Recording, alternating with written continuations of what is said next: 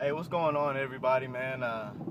I'm back, and this is the video that I promised you all my Golden State Warriors fans, man. This is for us, man. I'm so excited that we're NBA champions now, and we had an awesome season.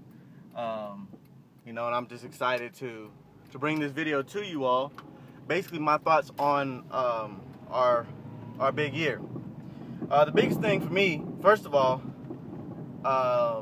we gotta thank Mark Jackson. I know he wasn't our coach, but he created a culture for our ball club, to where we will play defense, but we'll still be fast and up tempo. Steph Curry's defense improved. Klay Thompson proved to be a very versatile defender. That's why I say that Klay Thompson is the best shooting guard in the league. I know people love James Harden, but Klay Thompson plays both sides of the ball. Klay Thompson posts up. Klay Thompson can guard positions 1 through 3. Klay Thompson obviously is a sniper. So that's why I have him ranked ahead of James Harden for best 2-guard in the NBA. Now, so basically how I'm going to do this video is basically I'm just going to go through every key player on the team and just a season recap. All right, so point guard, obviously the MVP of the NBA, the best shooter in the game, the best point guard in the NBA.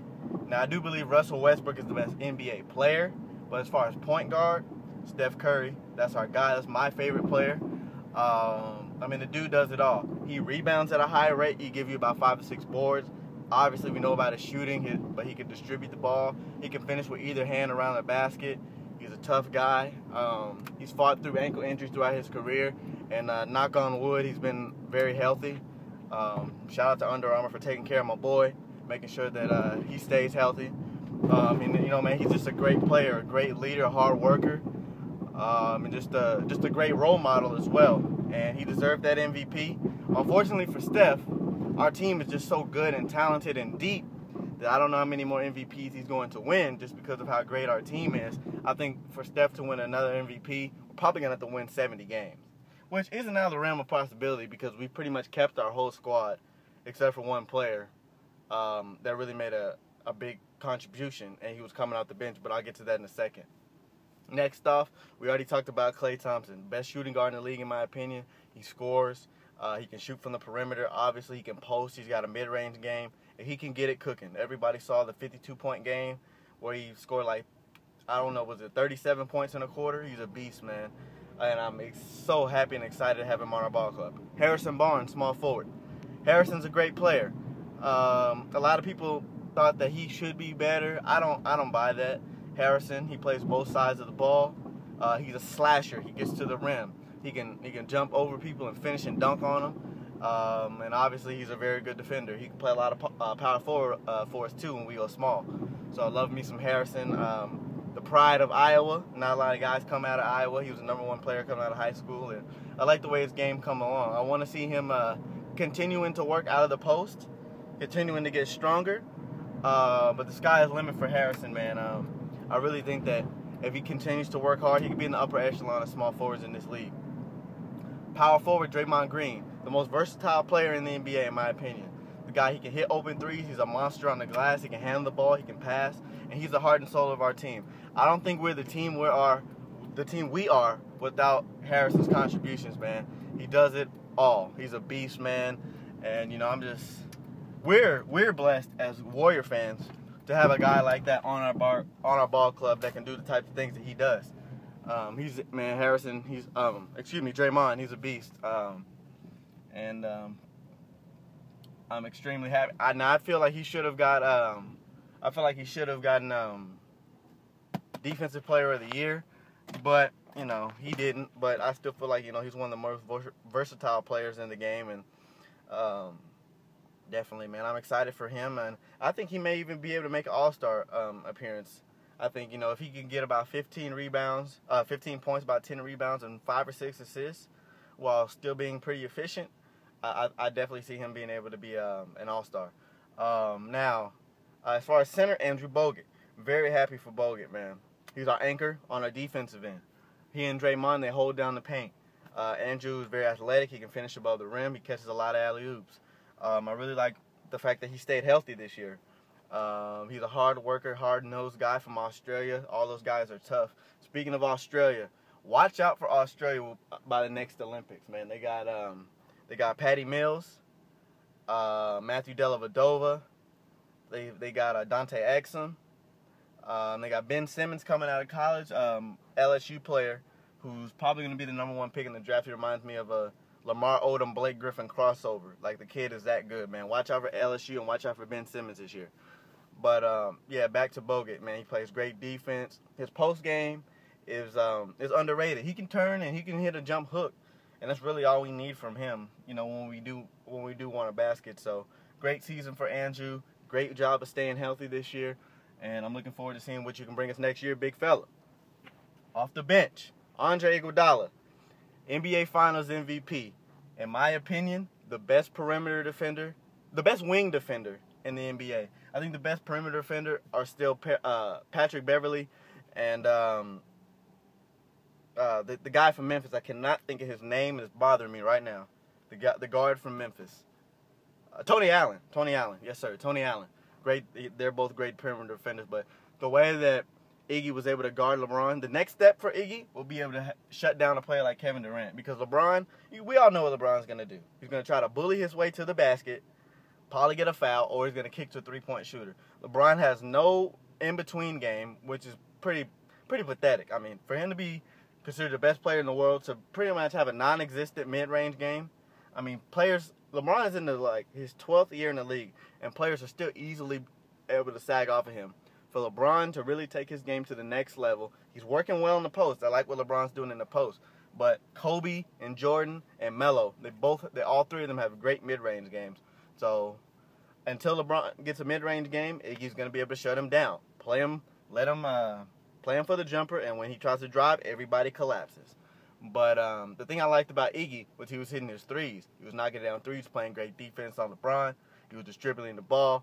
So great season for Iggy. The only issue I have with Iggy is his free throw shooting. Now big Iggy, man, that's not acceptable. We can't have you shooting 50% from the line if you're a guard. Let's get that free throw shooting up to about 75-80%. You can knock down them three-pointers. I know you can knock down free throws. So make sure you're getting in the lab this summer with Steph and Coach Kerr, and making sure we get them free throws on point. But great season for you. You deserve the Finals MVP, and I'm extremely happy that you came from Denver and you came to us, and you're out there balling, man. I'm proud of you, and I'm excited to see what you're going to do this season.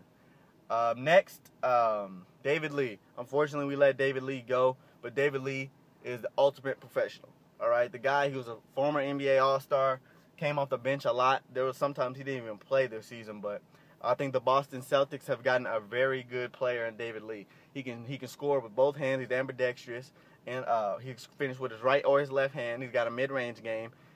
He rebounds the ball very well, and he's just a total team guy, man. And it sucks to see him go, but at the same time, you know, I'm very happy for him that he gets to go to the Eastern Conference. And you could probably win a series or two because Boston is trying to get themselves a little team together. You know, they got good shooters. They got James Young out of Kentucky. Shout out to Big Blue Nation.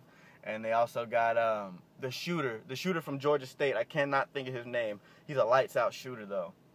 I don't remember his name, but he can knock down shots as well. And, of course, Marcus Smart. Shout out to the Dallas-Fort Worth area, Marcus Smart. They got him on the team as well. All right.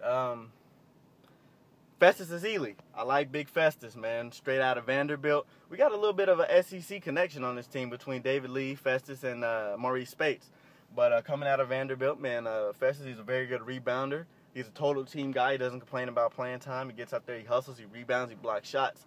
And without David Lee, I expect Festus to get much more minutes this year. I expect him to get down there and be tough, get down there and battle with the best power forwards in the league and centers in the league, help us on the glass. And I'm very excited to see the big fella Festus back with us. Now, my man, other than Draymond and Steph, my favorite player on our team, Mo Buckets. Mo Buckets. The mid-range is money. Man, that's my guy, Mo Spates, man. I love Mo Spates, man. Like I said, man, his mid-range shot is money. I know people giving him a hard time for missing that dunk in the finals, but I love his game, man. He can help on the glass. He hits his mid-range shots. He works hard. And I think I'm thinking he's going to be the first big off the bench this year. I think Mo actually could probably win Sixth Man of the Year. I'm really hoping Coach Kerr has Mo as the first player off the bench. So very excited about Mo. Now this next one, this is I was a little torn on this one with Leandro Barbosa, the Brazilian Blur. I didn't know if we were going to bring him back. And there's two guards I wanted if we didn't bring him back. The first one is Seth Curry, who's I'm proud of him because he just signed a contract with Sacramento. So I'm very happy for Seth. He's a beast, man. He can shoot the ball. Not quite as good as his brother, but I feel like he wants to attack the rim more than Steph. Seth he's got a strong body. He can get to the cup. He had a great summer league, and he's one of the guards I wanted. There's another guard by the name of Mike James that we weren't able to get, or that we didn't sign. If you check out his Ball is Life mixtapes, he's a very good player. Now, he is a bit old for a rookie. He's 25 because he played 4 years in college, and then he spent some time overseas. But Mike James is actually a player I want to get because, unlike me, Mike James is a 1 foot dunker. He's so explosive on 1 foot, and that's how I want to get my game. I want to be explosive off 1 foot. But he's got a mid-range game. He can shoot the occasional 3 ball. He's strong and get to the cup. So I really like Mike James' game coming out of Lamar. But we were able to re-sign Leandro. He's got great open court speed, even at his age. He can occasionally hit the 3 ball. He's an extra ball handler. And I'm very happy to have Leandro back. I'm glad we were able to keep him, because if not, I definitely would have been upset if we didn't get Mike James or Seth. But we were able to keep Leandro. Now, another player, man, that I'm very happy for and proud of because of his injury history. Everybody knows that Shaun Livingston had a freak injury. Tore pretty much everything in his leg and his knee, man. And to see him come back and pretty much be the first guard off the bench for us, change of pace, handle the ball 6'7", man. He can rebound, he distributes, and he can post up. I like the fact that he can post up as a guard. He's a big guard, man. I'm really happy for Shaun Livingston, man. I'm so happy that he's back. S-Dot, man, that's my guy. 6'7", man, so versatile. Kind of reminds me of a little bit less flashy Penny Hardaway because of the size and ability to handle the ball. Probably a little bit more like Jalen Rose, though. But I love me some Shaun, man, and I'm glad he's back with us. So that's pretty much a recap on every player. I expect us to definitely compete for a championship. I cannot stand the Los Angeles Clippers. They keep getting these knucklehead players that aren't going to help them. So I'm not worried about the Clippers. I feel like in the Western Conference Finals it's going to be us and the Spurs, or us and the Thunder, because Oklahoma City, man, Kevin Durant, man, that man is going to come out on a mission. KD is probably going to average 35 this year, and I feel like Westbrook is going to average like 25 points, 10 assists, and like 8 rebounds. So it's going to be between them two, probably as teammates, who's going to win the MVP. So we got to make sure that we hold off Oklahoma City for the #1 seed. And then as far as the Spurs go, man, that is probably the most intimidating offensive front court in the league. Now, they lost the big fella from Brazil who gave them a defensive presence. They got a lot of offensive bigs now. Marcus Aldridge and David West are just great at shooting mid-range. But they did lose defense. So I think this Spurs team, they're going to get a lot of buckets, but they're not really concerned about getting the #1 seed. So, I definitely hope that we can hold them off too. But I feel like it's going to be between us three, man, and I got so much respect for Greg Popovich and what they do in San Antonio with team basketball. But, I'm definitely excited, man, for this season. I think we're going to have a great year. I think we're going to win another 60-plus games. Hopefully that's enough to get the #1 seed. Steph is going to be in the running for MVP again. I think that Steve Kerr, I think he should get MVP, Coach of the Year. I feel like he should have got it last year, but whatever. He got a ring. So that's what the big thing is. So that's pretty much it on this video. And stay tuned for my next video, which is the, everybody knows about the drama between Meek Mill and Drake, or whatever that crap is. So basically, I'm going to address why the black community cares more about, the drama in hip-hop more so than why brothers are killing each other in our city. So stay tuned for that video. That video is coming next. Thank you guys for watching. If you liked it, subscribe, man. If you didn't, tell me why you didn't. And everybody have a blessed day. Thanks for watching.